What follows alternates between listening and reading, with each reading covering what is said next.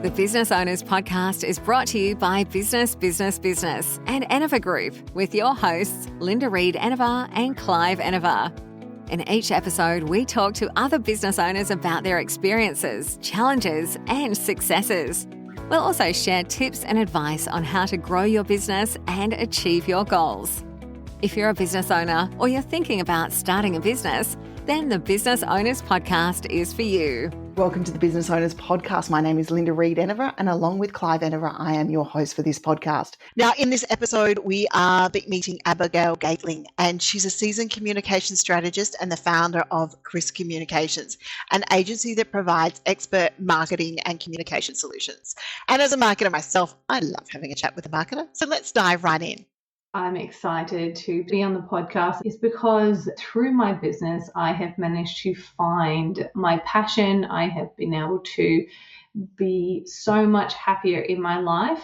I would like to help people by sharing my story of how I started my business, my steps to doing that, how I've made it successful. We are over 4 years old and I have a team of 4 now.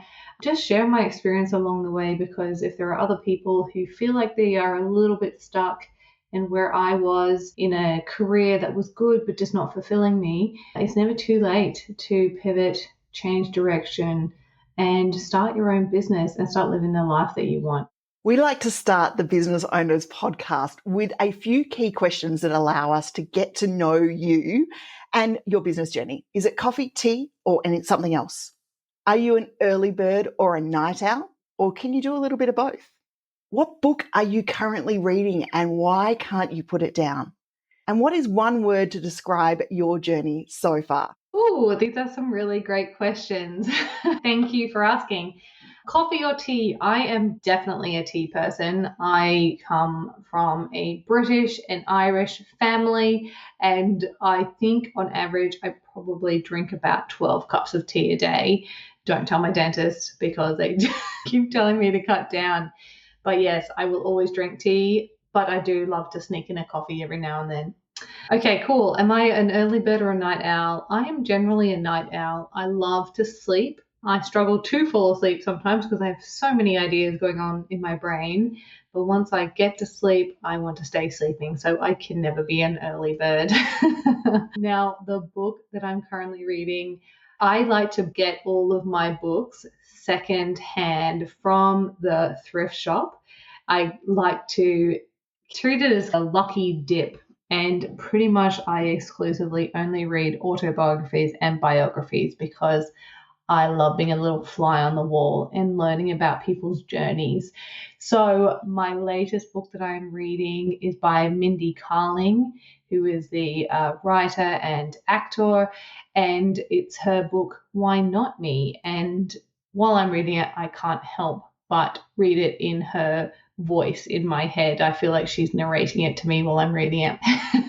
And one word to describe my journey so far, I'm taking this as my journey in business. I think exciting is the word because I still can't get over the thrill that this is all my business and I have 100% autonomy and control over the direction that I take it in. And that is such an exciting idea for me after working in some pretty big companies and in the government and in the university system where they are just these huge machines and you have very little impact and so many rules and regulations keeping you on track. So I'm still pinching myself that I'm able to run my own business, even though it's been, over 4 years. Abigail, you've hit the nail on the head there. I completely understand it, what it's like to leave that big corporate world where you're no longer part of the machine and run your own business. It is a pinch yourself moment. And I must admit, after 15 years, I still do the same occasionally. I'm so grateful for the people that I get to work with and the people that we get to communicate, and also being at the start of the brands. I do love that. Now it's time for us to hear a little bit about your journeys. How did you get started in your profession or your field? Was it something that you first started in? Was it something that maybe you fell into? How did you get started? Tell us a little bit behind that story. So I shared a little bit about my journey before, but how did I get to actually starting my own marketing business.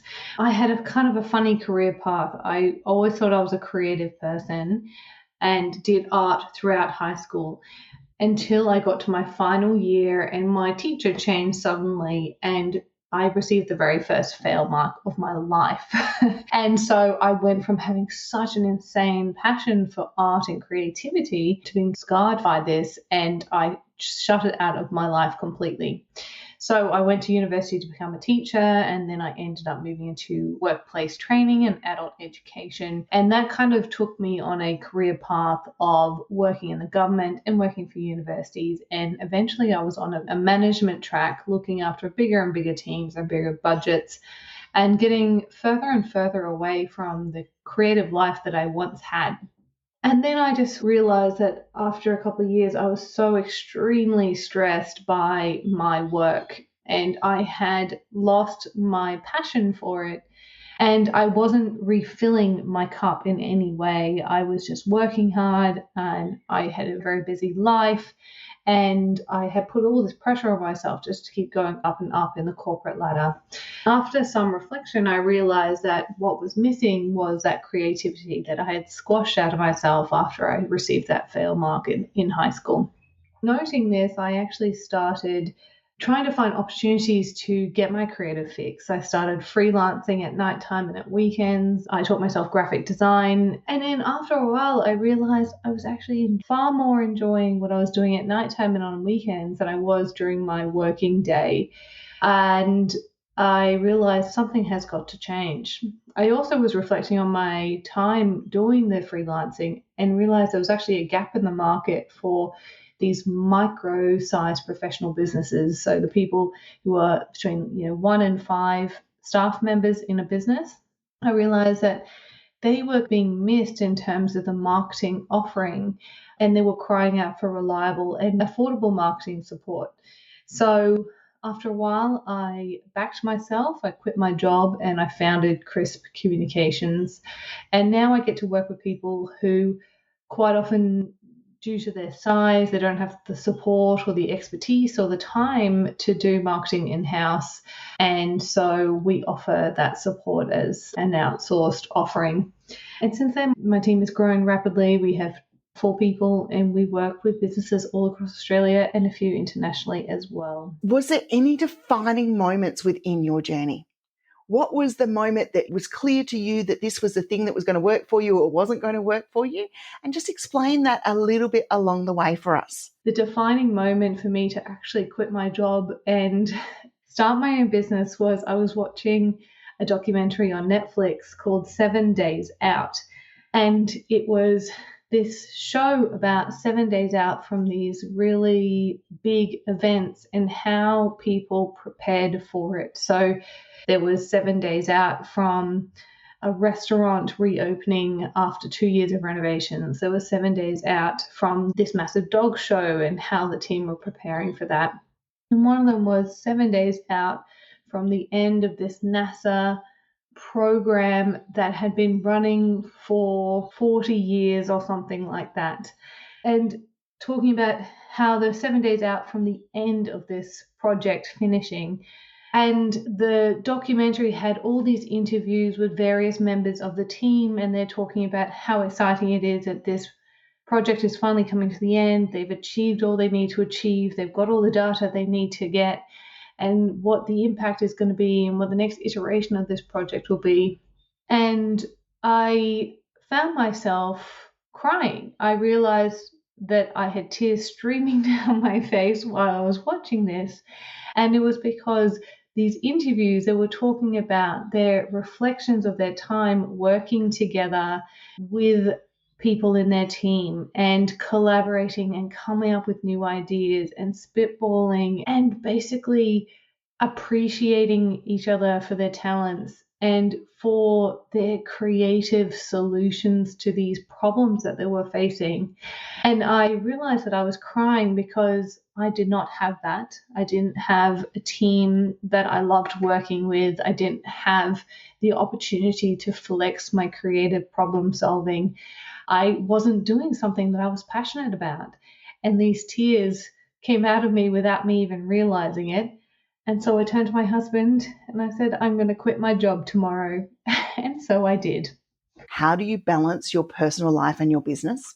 Wow, yes. Achieving balance between your personal life and your business life can be super, super tough, especially when you are just starting out your business. This is likely the time that you are being a solopreneur. You're the only person working on the business. And so if you're not working, then nothing gets done. So what that means is that you take on more and more work. You end up absolutely just blowing out your work hours. And I certainly felt this in my business. I realized that as we were growing, because there was such a need for the business, we were growing and I was saying yes to everything, taking everything more on to my plate. And then I found myself working evenings, weekends, public holidays, thinking about it all the time and just feeling so exhausted. My husband recognized this and we actually booked a holiday away, and I prepped all my clients, said I'm taking a week off, and took ourselves to the beach. Unfortunately, the first 3 days, all we did was sleep, because my husband runs his own business as well, and he was in a similar position to me, and we had absolutely just run ourselves ragged. We were absolutely exhausted, and we couldn't enjoy our time at the beach because we were catching up on sleep. So that's my lesson to all business owners out there is don't let it get to that point. Make your hire earlier than you think you need to, because it is always a good idea. If you're that busy that you are working so many hours in the day, it means that there is a demand for your business and that there will continue to be a demand for it after you add your new staff member on, and you're likely to be able to fill their plate really quickly if that's the case. That is how I have maintained balance in my personal life and my business life, is that whenever I feel like my days are getting longer and longer and my to-do list is never ending, that's the time that I need to hire someone new. And it is fantastic to welcome someone new into the team, and it gives you a bit more of your time back. So fantastic opportunity to hire someone is great. So a challenge that I have faced in my business, again, relating back to hiring people, is that two challenges. One, you love it so much and it's been your personal project for so long. It's so hard to let go and pass it on to someone else, but you need to do it.